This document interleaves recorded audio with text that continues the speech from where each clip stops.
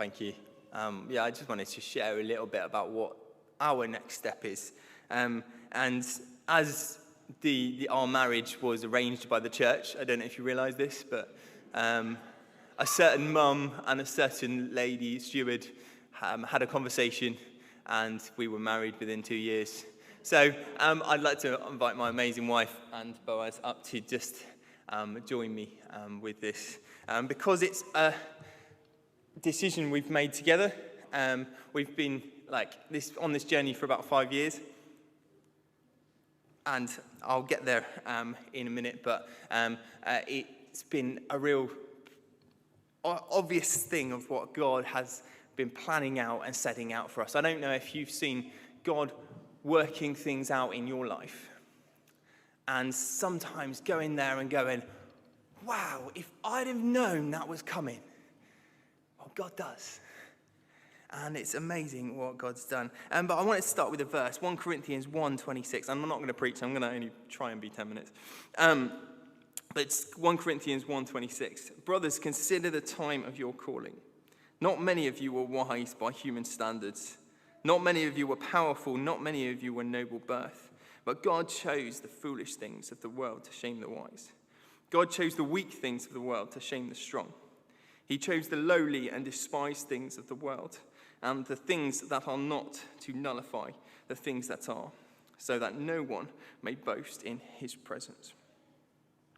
And for us, this is a verse of us, especially for me, coming into this church without any qualifications, and you believing in me and trusting me with your young people. It's been amazing 10 years, and it's been really exciting to see what God has been doing in the lives of young people in Ivybridge, and I'm going to miss you guys very much. So what we're doing next, I thought we'd start a little bit in the past to then come to the present,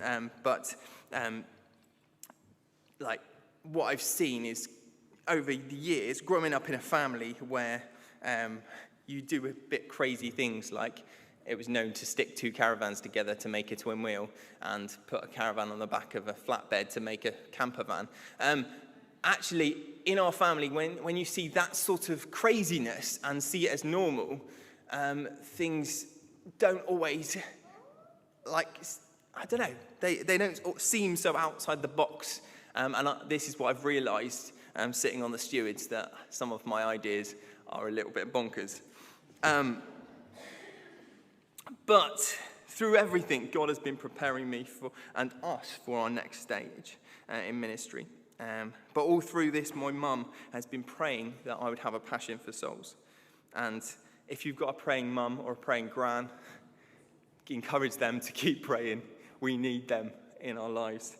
And I account a lot back to that. So to the present, over the years, obviously I've run a business, and it's been a bit hard to live at people's rent as a tenant, because lots of people struggled with owning a lot of inflatables. And so we decided to buy a house, and we were looking at all sorts of places, and we looked at Barton. A year before, we delivered a bouncy castle there, and I said to Becky, I'd never want to live here, but it'd be amazing doing youth work here. And if you say to God, I'd never want to do something, that's always a recipe for disaster, because God goes, oh, that's your next role then. Within a year, we'd bought a house there, and it was long enough. The drive was long enough for my bungee run, which was very important. The house was all right too. We didn't realise what we were moving into. We knew that God had a plan for us to do stuff there, but we didn't know what. Within about a year, I met Jeff and Lisa Dawson, who are head of Pioneers Project, CIC. Really worth following on Facebook, and you'll see some of the things we're up to. And they're passionate about the community and passionate Christians. And they've been given the lease of Ballpoint Barracks, which is about an acre of land with about 20 buildings on, all derelict, but they've also been given a community allotment and run community cafes and stuff like that, and do pastoral work in the schools, are very much community-based. And so within a few a few months, they'd invited me to be a director of Pioneers Project. This was about 4 years ago, so I've been sort of volunteering with them in my spare time and sort of growing relationships on the estate. So at present, we've been applying for funding to be community chaplains on the estate. At the moment, we're voluntary community chaplains. So we sit, have coffee with people. As you've probably heard before on a trip we did the other day, we had 7 people join us to take down a soft play frame.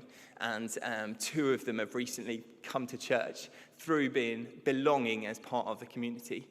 And there's lots of stories just coming out of this estate and what God is doing on this estate. And so we're growing those relationships and seeing friendships built, but also seeing new things happening all the time.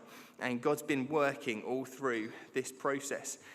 Just like even down to silly things like I passed my trailer test just before lockdown hit, and was able to use that for so many things, for the barracks, for all the stuff that we were doing there in our spare time, trying to juggle the full-time job in Ivybridge. But we knew that God was giving us this next step to move into.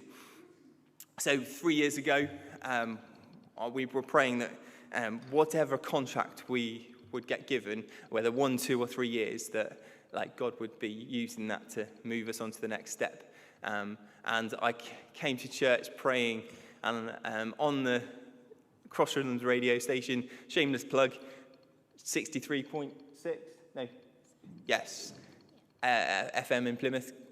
Listen to Crossroads radio. But on the radio came, I'm no longer a slave to fear, I'm a child of God.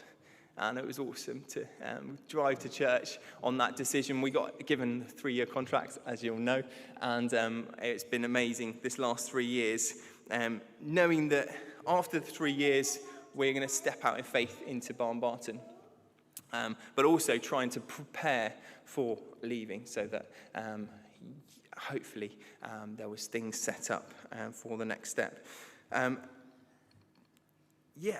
So...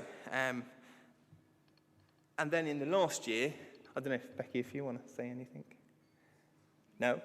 In the last year, Becky started getting more and more passionate about the estate, because it was a me thing. Lots of things. I jump in head first, and with a lot of things, as you all know, Becky thinks about things and dwells. I've often said I go at 100 mile per hour, Becky goes at 30 and sees the beauty around as she drives along in head speeds. But yeah, about a year ago, Becky started getting passionate about doing something in a Christian role. And so we started chatting about it, and we were like, well, why don't we just quit our jobs together and do Barnbarton? And it was sort of like, that we could do that. Like, let's think about it. We started applying for funding, and it was in one of those times where we were just in a little bit of doubt. And Becky's always said that if her head teacher changed at the school she works as a teaching assistant, then that would be a massive sign for her that maybe it was time to move on. You know what's coming. The head teacher announced her retirement this September. And Becky's made this crazy step of stepping out of faith as well with me. And we're going full-time in Barnbarton, however that might look. At the moment, there's no funding, but we're just excited to see what God will do there. We've got some amazing resources, and we are excited to see those next steps. But I'm going to get back to my notes. And so, yeah, what can you do? I know I'm moving on, so I'm not responsible. You're not responsible for me. But if you would like to follow us, do pray for us. This is going to be crazy, and we don't have funding, and we're excited to see what God does. But just pray for us. We do have those freak out moments of what are we actually doing here. But also, I've put out a form at the back if you want us to send you emails of what we're doing and keep up to date. It's on the same table as you sign into. Do put your email address down. It will be under a new GDPR rules, so I can't keep anyone's information once I leave. But yeah, do sign up for that. But come check us out as well. Like we don't want to